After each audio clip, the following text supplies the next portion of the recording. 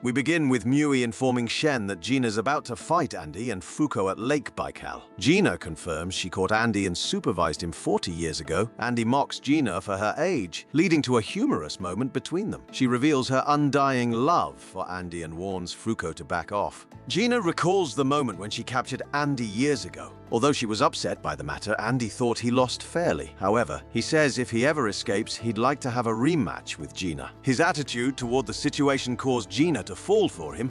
Although Gina's upset Shen got to meet Andy first, she's thrilled. Void died, since that leaves a seat open for Andy. She refuses to let Fuko join because she wants Andy all to herself. While searching for a better battleground, Andy tells Fuko his former war companions perished. Andy dodges most of Gina's attacks with ease and analyzes her skill set. Gina informs the two that she's the one who sent the projectiles to their yacht and wishes Fuko died. Andy plans to protect Fuko until he dies, despite Gina's demands. Gina plans to take his head and force him to be by his side.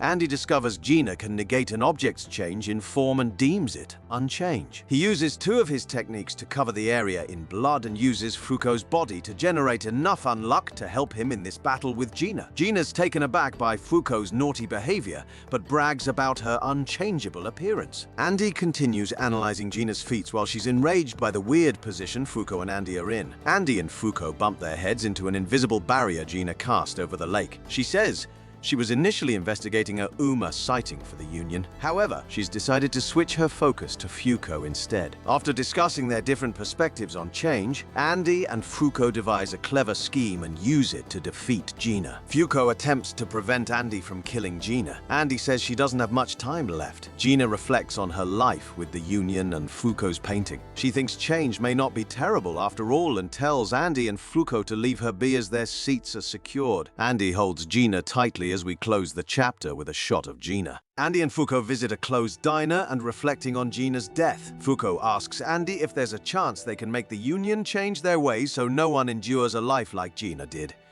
Andy says it's best they scope out of the place, but is set to help Fuko accomplish her plan. Someone picks Andy and Fuko up and takes them to the Union HQ. They reunite with Shen and meet Juiz, Billy, Phil, Tatiana, Ishine, Top, and Nico.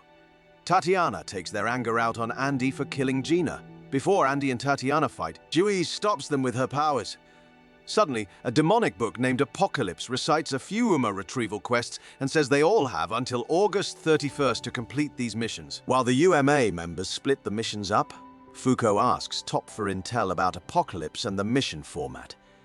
He explains Apocalypse is an artificial one that assigns the Union members with unreasonable missions.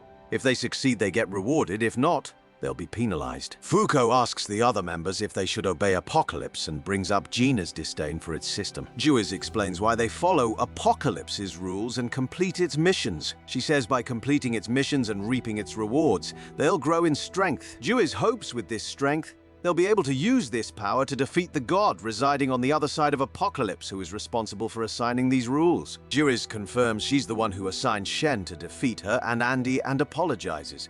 However, thanks to Shen's recommendation, she's willing to play ball with the two. However, Juiz acknowledges Fuko's concerns with their current system. Juiz says Fuko and Andy have a chance to become the Union's new leader, but they must achieve the most results. Currently, Juiz holds the title.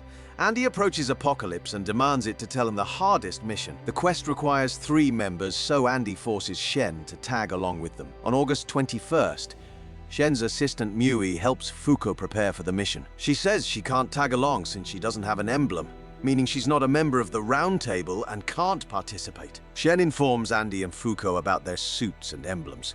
Suddenly, everyone receives an alert about a rogue UMA in the facility. Mui shares its powers and origins with Andy, Shen, and Fuko. After the Uma latches onto Mui, Fuko uses her unluck abilities to save her. The Uma latches onto Andy's body, and before he can do anything, one of the members' machines zaps Andy and the UMA. The UMA calms down and decides to become Andy's servant. Fuko grants the UMA the name Clothy. The announcer states Undead earned points for his victory, raising him in the Union's ranks.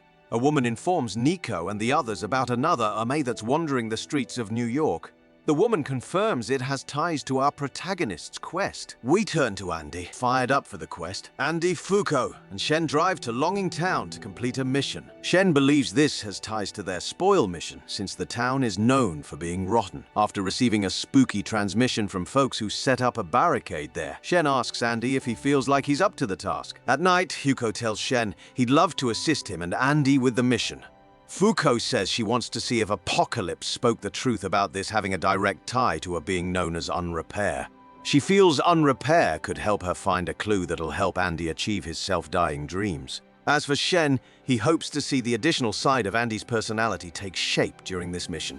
Andy and the others arrive at Longing. He uses his rocket launcher to blow a hole into its barricade, causing Spoil's zombie army to run out and attack them. Andy uses their truck to run them over and uses his abilities to finish the remaining zombies. However, he spots an unspoiled being and tells the others she can lead them to Spoil. Shen argues they should proceed with caution since Spoil may have already enacted their abilities since UMAS fight differently from negators like themselves. Andy pulls up his shirt and realizes he's been affected by Spoil's ability, unlike Shen and Fuko.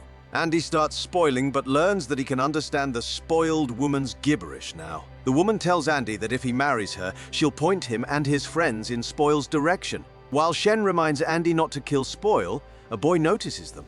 Fuko follows the boy into an underground tunnel, but Shen tells her it'd be unwise to proceed. The boy and his friends tell Fuko and Shen they've been affected and should leave the town. Fuko jumps in Spoil's zone and hugs the boy, resulting in her getting cursed. Shen tags along. Meanwhile, Andy and the spoiled woman visit a church. The spoiled woman tells Andy she only wants to wear a wedding dress and asks him to put the others out of their misery.